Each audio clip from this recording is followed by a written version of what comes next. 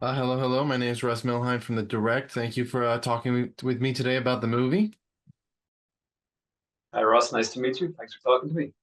Of course, of course. Congratulations on pulling this feature off. It's quite a creepy story you have. Right at Thank the you. gate, one of the things I wanted to ask you was just the strong symbology of twins, which has, like a perfect place in horror. So can you talk about, integrating that into this narrative? One, yeah, it is. You do see it a lot in horror movies. One of the ideas in the narrative of this is because it needed to connect the characters very quickly. You needed to just understand right from the start that they have this bond because they don't share any scenes together. You know, that there's no build up of the relationship just because I knew I wanted to keep the film short, wanted to keep it around 90 minutes. So it's just like a kind of a shorthand in the narrative to say, yeah, these people are very, very close. They're deeply connected, and so if one loses the other, they're not gonna take it too lightly, especially if it's under these circumstances. One thing I noticed with the movie is the house or the building that the film takes place in is a really unique spot. And I wanted to ask you about it. Can you talk about, where you filmed that and was it discovered or did you build it or how did that work? So the house is that room is in it's an old converted stables at the back of Bantry House in West Cork in Ireland. I had shot one film there before in that same room. I made a film, a low budget, very low budget film called Caveat, and I had built all of my sets inside this big room.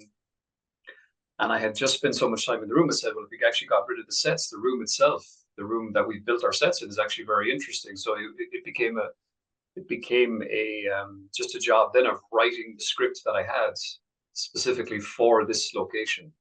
And thankfully, the people who owned the property said yes that I could film there, and it's great. I mean, I didn't even look at other places because it just felt that like everything takes place in this room essentially. So if the room isn't very interesting, maybe the film visually wouldn't be. It's Like definitely there's such a high ceiling. it sticks in your memory for sure. Yeah, Now yeah. That's hopefully the idea there. And this could have just been me, but watching the movie, despite the mention of a cell phone here or there and the brief use of it, I found it really hard to nail down just when the film took place. And so I wanted to ask you, was that a purposeful choice to kind of make it feel timeless or just fluid in terms of like it just has his hand in a lot of different visual, time periods. It's yeah, absolutely. That's completely the intention. I tried to write around cell phones. I tried to get them out of the film. I can I again like every film. I know now how I can do it. It's a very easy fix. I should have just had a landline phone up there on that walkway. But for whatever reason, it just didn't click with me when I was making the film. It was never intentionally to be a period film. It was never supposed to be set in the 80s or the 90s or anything like that. It's just how I approach my filmmaking. It's just I did the same with Caveat in my short films. I like that idea that something's kind of timeless. It's like just the most interesting costume or car or prop or whatever it is. The most interesting thing wins. It just look if Mhm. there's a good texture to it, it should be there without it being obviously wildly out of time. But it lends itself nicely to this film because Darcy's obviously very much surrounded by objects from all different time periods in her store. So again, it kind of bled into the film, I guess, into the design. One of the key visual elements of the movie that is surely one of the biggest hooks for horror fans is obviously this wooden mannequin, or the Mm-hmm. oddity as I like to call it. With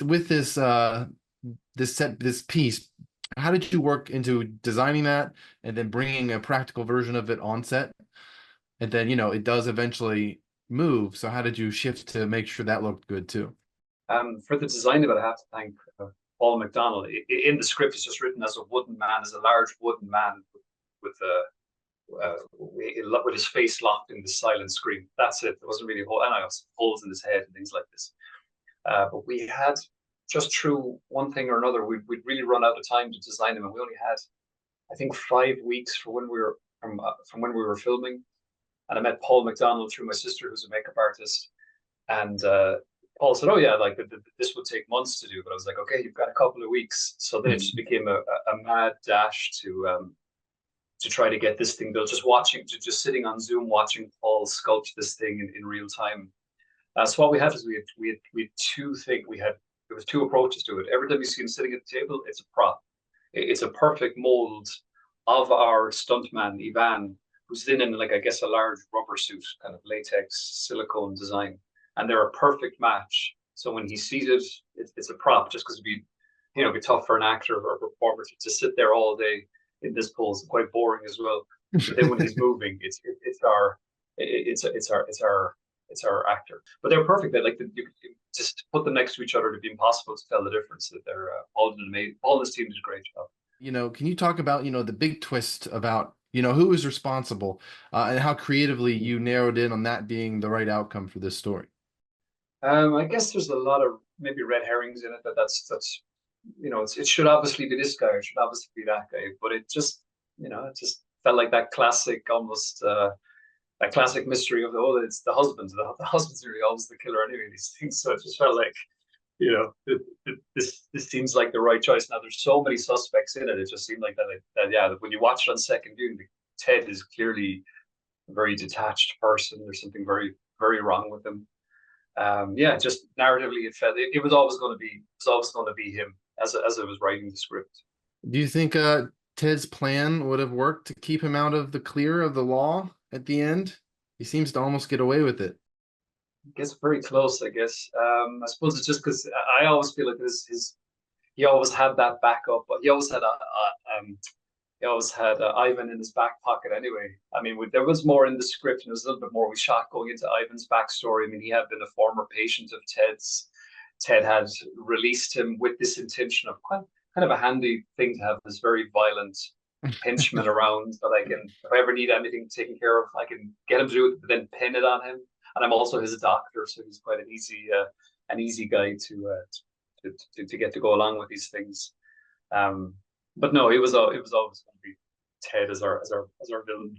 Now, at the end, that bell comes back up again, and it was only briefly touched upon towards the beginning of the film. Can you talk about why you decided you wanted to bring it back in those final moments? And can we assume that Ted is done for, despite, he thinks he's good, but is he a goner? Yeah, it's just his own arrogance kind of led to his demise. I mean, that character is surrounded by people the whole way through the film telling him things that they've seen. He doesn't believe anything. And if he does know that somebody is telling the truth, he's gaslighting and them telling, no, that never happened. I just think that by the time you get to the end of the film, he's heard so many ghost stories. It's like he's got to see it for himself. He's got to prove that, no, he really does not believe in this stuff to the point where he kind of he's gotten away with it. He's gotten away with everything by the time he gets to the end of the film. He just can't help himself. I like to think he's definitely dead. I think that if the film was another 40 seconds long, maybe we'd see the bellboy, tear him apart or like a few more seconds. Yeah, like whatever the bellboy is planning to do to him. But I have gotten messages from people that hated the character so much. You're like, I just need to know that he hasn't gotten away with this. He does die, right? It's like, oh yeah.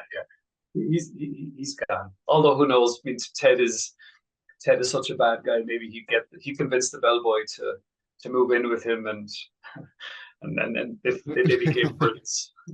Now, for my last question, I want to confirm: is Darcy is she dead, or is there still a connection there with the mannequin? And is there something keeping her here, or is that was her last hurrah, basically?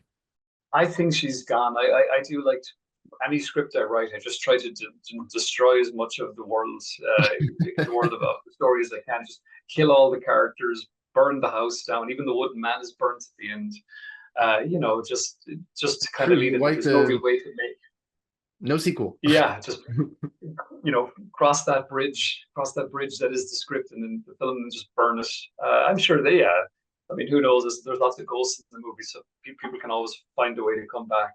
But I do like films that are kind of one and done. The whole story's told, and you're finished, and that's all there can ever be of it.